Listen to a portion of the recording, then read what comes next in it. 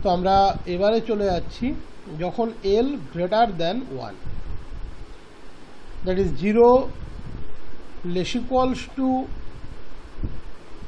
Limit xn plus 1 by xn equals to L and L greater than 1. xn plus 1 by xn এই সিকোয়েন্সের limiting value আমি ধরে নিলাম L, যে greater equals two 0 শুধু নয়, সে গ্রেটার দ্যান 1ও। তার মানে যে গ্রেটার দ্যান 1 সে ডেফিনেটলি গ্রেটার ইকুয়ালস টু 0, এটা নিয়ে কোনো সন্দেহ নেই। ইনফ্যাক্ট সে স্ট্রিক্টলি গ্রেটার দ্যান 0ও আমরা বলতে পারি, নিশ্চয়ই সেটা নিয়ে কোনো অসুবিধা থাকার বা কোনো চিন্তাভাবনার কোনো কারণ নেই। এখানে আমরা প্রুভ করতে যাচ্ছি সেই কেসটা যেখানে L গ্রেটার দ্যান 1। তাহলে লিমিটিং ভ্যালু L এখানে বলে দিয়েছে, সুতরাং আমি ইপসাইলন আমার পছন্দ মতো ধরতে পারি, আবার আরবিটারিও ধরতে পারি, পার্টিকুলারও ধরতে পারি। পার্টিকুলার মানেই পছন্দ মতো কথা বলছি আর কি। তাহলে then for every epsilon greater than 0 there exists k epsilon belongs to n such that modulus xn plus 1 by xn minus L less than epsilon for all n greater equals to k epsilon. Modulus xn plus 1 by xn minus L less than epsilon for all n greater equals to k epsilon. That is minus epsilon less than xn plus 1 by xn minus L less than epsilon. That is L minus epsilon less than xn plus 1 by xn less than L plus epsilon for all n greater equals to k epsilon.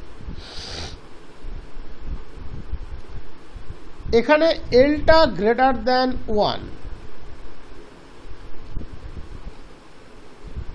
আমরা L থেকে 1 এর মধ্যে by density property automatically infinite number of real number পাবো, বা আরও ভেঙে বলতে গেলে L গ্রেটার দ্যান 1, L থেকে 1 এর মধ্যে একটা রেশনাল পাবো অ্যাজ ওয়েল অ্যাজ একটা ইরেশনাল পাবো। রেশনাল এবং ইরেশনাল দুজনেই যেহেতু রিয়াল নাম্বার, তার মানে L থেকে 1 এর মধ্যে একটা রিয়াল নাম্বার পাবো। আমি ইপসাইলনটাকে এমনভাবে চয়েস করছি যাতে L থেকে 1 এর মধ্যে L মাইনাস ইপসাইলনটা থাকে, দ্যাট ইজ L মাইনাস ইপসাইলনটাকে আমরা আমাদের ডিজায়ার্ড রিয়াল নাম্বার হিসেবে ট্রিট করছি। অটোমেটিক্যালি যেহেতু ইপসাইলন গ্রেটার দ্যান 0, তার মানে মাইনাস ইপসাইলন লেস দ্যান 0, তার মানে L minus epsilon less than L। ওকে, L মাইনাস ইপসাইলন L এর চেয়ে ডেফিনেটলি ছোট।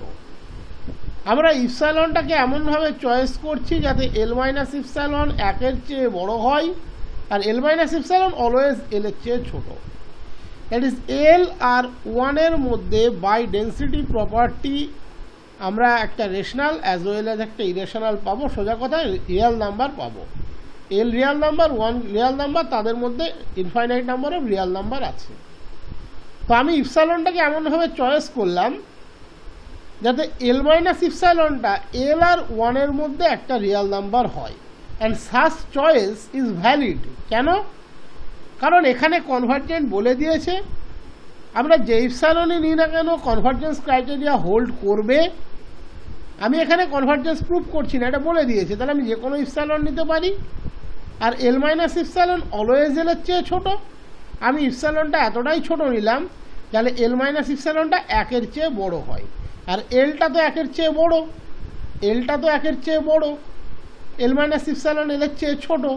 তাহলে আমি ইপসাইলনটা এমন নেব যাতে এলটা একের চেয়ে বড়, একই সাথে এল মাইনাস ইপসাইলনটাও একের চেয়ে বড় হয়। তাহলে আমরা লিখেছি here L greater than 1, we choose epsilon greater than 0 in such a way that L minus epsilon equals to P greater than 1. L minus epsilon এর মান হচ্ছে P, সেটা greater than 1. সাধারণত আমরা ইপসাইলনটাকে খুব ছোট একটা নাম্বার কল্পনা করে থাকি। তাহলে L যদি greater than 1 হয়, L minus epsilon definitely greater than 1 হতে পারে, কারণ L minus epsilon L এর চেয়ে ছোট, আর ইপসাইলনটাকে আমরা সাধারণত স্মল নাম্বার বা স্মল কোয়ান্টিটি হিসাবে কনসিডার করে থাকি।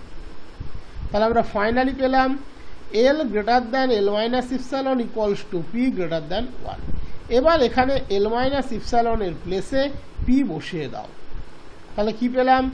xn plus 1 by xn greater than P, xn plus 1 by xn greater than P। কার জন্য?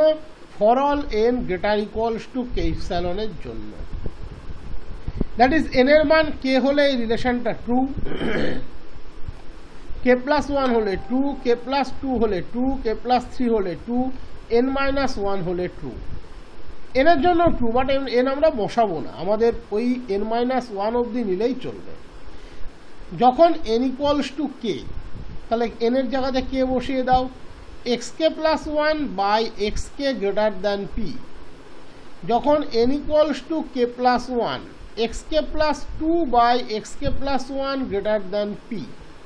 যখন n equals to n minus 1, xn by xn minus 1 greater than p।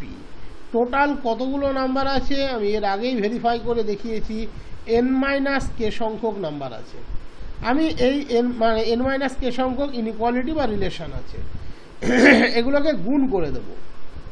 তাহলে xk plus 1 xk plus 1 কেটে যাবে, xk plus 2 তার পরের ডেনোমিনেটরের সাথে কাটবে, একইভাবে xn মাইনাস 1 তার আগের নিউমিনেটরের সাথে কাটবে।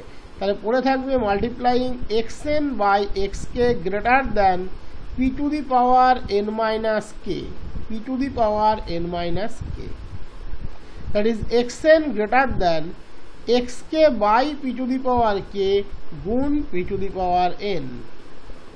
এখানে k একটা ফিক্সড ন্যাচারাল নাম্বার আর p কিন্তু গ্রেটার দ্যান 1, তার মানে p পজিটিভ, k একটা ফিক্সড ন্যাচারাল নাম্বার, তার মানে p to the power k এটা একটা পজিটিভ রিয়াল নাম্বার।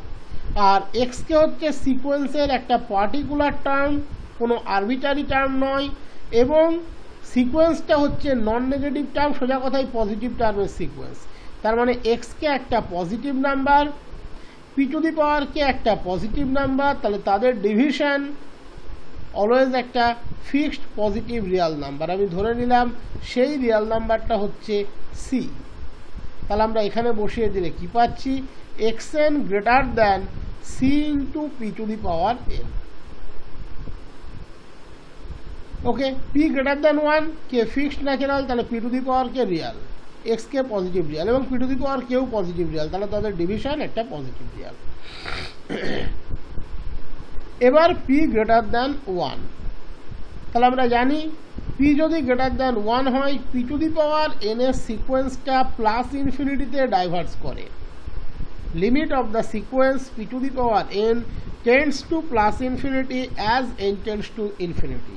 এবার একটু ভালো করে একটা জায়গা দেখার আছে, এবার একটা জায়গা একটু ভালো করে অবজার্ভ করার মতো আছে। আমি প্রমাণ করেছি c into p to the power n less than x n. P to the power n plus ইনফিনিটিতে যাচ্ছে, তার চেয়ে আবার এক্সএন বড়, তাহলে এ যদি প্লাস ইনফিনিটিতে যায়, এক্সএন ডেফিনেটলি প্লাস ইনফিনিটিতে যাবে। এই জায়গাটা ভালো করে বোঝার আছে। P to the power n into c less than x n, p to the power n into c less than XN.